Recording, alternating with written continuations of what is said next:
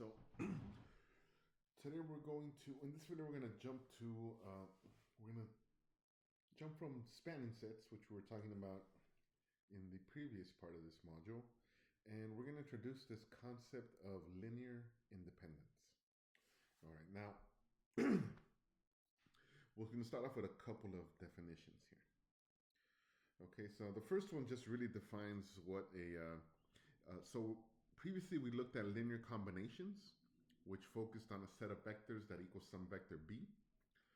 Now here we're going to focus particularly in a linear combination, right? But it is set equal to the zero vector. All right, so that's our first definition here, right? Which is this definition in front of you, definition RLDCV. So it states a relation of linear dependence for column vectors given a set of vectors S equals U1, U2, U3, etc. A true statement of the form alpha 1, U1, alpha 2, U2, etc. up to alpha n, U sub n equal to the zero vector. This is what we call a relation of linear dependence on S. Okay, now again, one thing to always notice is this will always have a solution. Okay? All right, whereas before when we were looking at a linear combination and just some general vector b, that may or may not have been possible.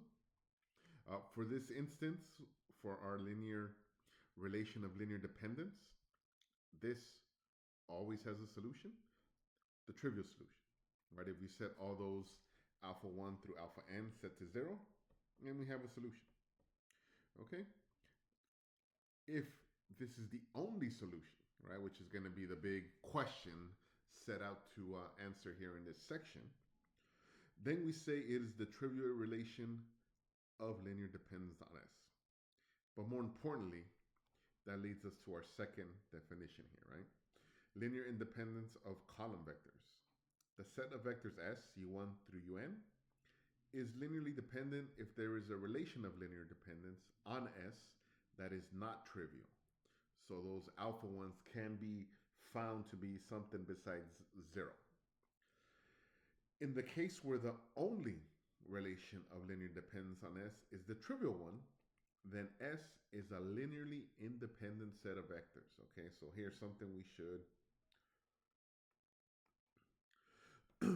focus on, right? Linear independent set of vectors if the solution is only the trivial one. All right, so just be careful how you interpret that, right? The trivial solution is always going to work, right? What we need to make sure is that, is this the only solution it has?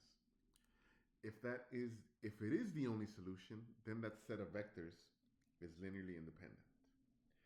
If there is an alternate solution, right? And usually if there's one more, there's infinite number. But if there is just more than one, more than the trivial, that is a linearly dependent set. Okay? And again, as you've probably figured out in this class by now, it is important to understand this vocabulary. All right? There's a lot of detail, there's a lot of nuance that pops up. So paying special attention to this vocabulary is going to help us out in the long run. Okay? So be clear when we say something is linearly dependent versus linearly independent, what that means. All right, now switching over here, let's go over to just kind of some examples here. All right, just some general examples. We'll get into the next video working through an example and how to determine that, but just some kind of maybe very trivial examples, no pun intended there, just some examples that are pretty straightforward here. All right, so let's say we had the set of vectors 1, 0, 1. Oops. Got 1, 0, 0, excuse me. And the other vector is 0, negative 1, 0. All right, and I set up the linear combination, all right, the linear dependence relation.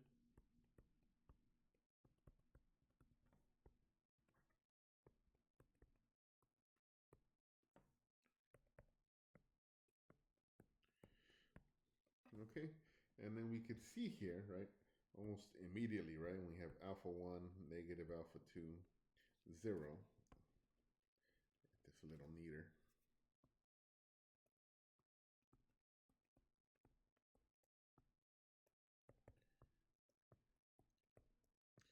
All right, we could see right away, right, alpha 1 must equal to alpha 2 must equal to 0. Only option for this to be, for this statement to be true. Okay, so we could say the set that we have up here, right, so now what does that tell me? Right, that tells me that this set is linearly independent, right? All right, Li for short, right? So it is linearly independent. Okay, now if we think of maybe this other set of vectors, 2, 0, 2, 4. All right, if we think of alpha 1, 1, 2, 0, plus alpha 2, set up our linear relation, 2, 4, 0, equals to 0, 0, 0.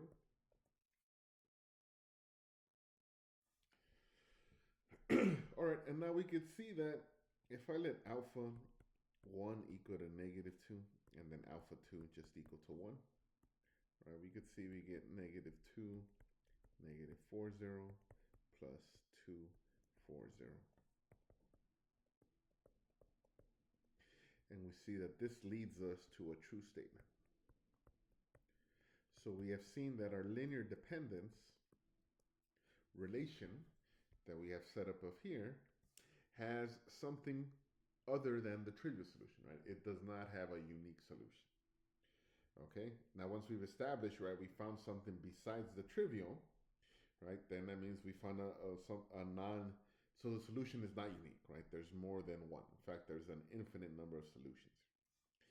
So this set is linearly dependent, right? Because we have shown the existence of a solution that is not the trivial solution. All right.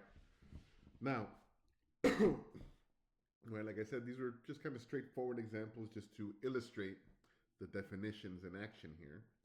As you have maybe have noticed already, well, in combination with the linear combinations that we're making earlier in the previous section, and with this linear independence setting up what to determine whether linear independent, well, going to have same kind of techniques where we set up an augmented matrix, right? The only thing here is, well, our augmented matrix, we can really leave off the augmented part since it is all 0. What we actually are going to have is a linear system where the columns are all the vectors that we're testing for linear independence or dependence. And then the solution vector B is the 0 vector. So what we have actually is a homogeneous system, right? And in fact, we do relate some of the concepts of solving homogeneous equations with linear independence. Let me bring that up here from our textbook. We could see theorem LIVHS, and this says linearly independent vectors and homogeneous systems.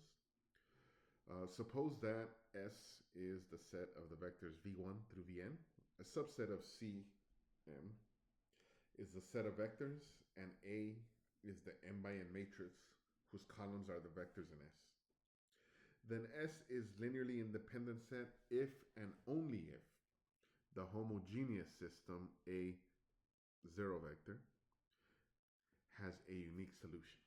Okay, so now we've tied this idea of finding linearly independent vectors with this idea of finding solutions to our homogeneous system. All right, and that is how we are going to determine linear independence. Okay, and again, going on the concept that we talked about in previously, right? If they're linearly dependent, that means that some of those vectors they are unnecessary, right? I can have the set, the span of the set essentially can be created by removing some of the vectors if it is linearly dependent. If it's linearly independent, what that's telling me is actually, no, I cannot remove anything, right? All these vectors are necessary. I need all of these, right? If you remove one, then you have changed the span of the set, right? A little later in this module, we'll kind of tie all those things together of span and linear independence. Okay? But at least for now, this theorem gives me a process, right, to determine whether a set is linearly independent or not.